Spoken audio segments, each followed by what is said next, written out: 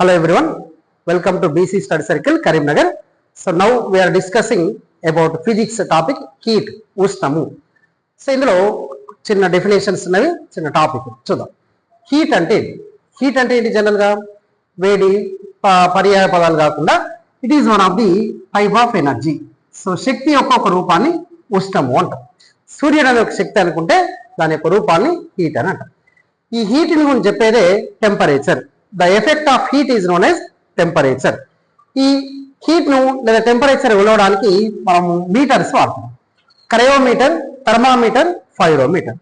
Thermometer వచ్చేసి it measure the low temperature, చాలా తక్కువ టెంపరేచర్ కొలుస్తుంది. Thermometer you know very well, so body temperature కొలుస్తుంది. నెక్స్ట్ పైరోమీటర్, పేర్లో ఉంది ఫైర్, హై టెంపరేచర్ కొలుస్తుంది. సో లో temperature, body temperature, high temperature. So మానవ శరీరం యొక్క ఆరోగ్యవంతమైన వ్యక్తి యొక్క బాడీ టెంపరేచర్ 98.4 లేదా 36.9 డిగ్రీ సెల్సియస్ లేదా approximately 37.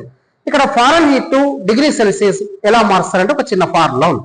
C/100 is equal to F-32/180. C అంటే సెంటిగ్రేడ్, F అంటే foreign heat. For example water ఉందనుకోండి. సో వాటర్ యొక్క బాయిలింగ్ పాయింట్ ఫారెన్ హీట్ లో ఎంత అని అంటాడు. అంటే బాయిలింగ్ పాయింట్ డిగ్రీ సెల్సియస్ ఎంత 100. సో సి దగ్గర ఏంటి ఆయన 100/100 1. సో 1 × 180 ఈ మైనస్ ఉంటే అటు పోతే ప్లస్.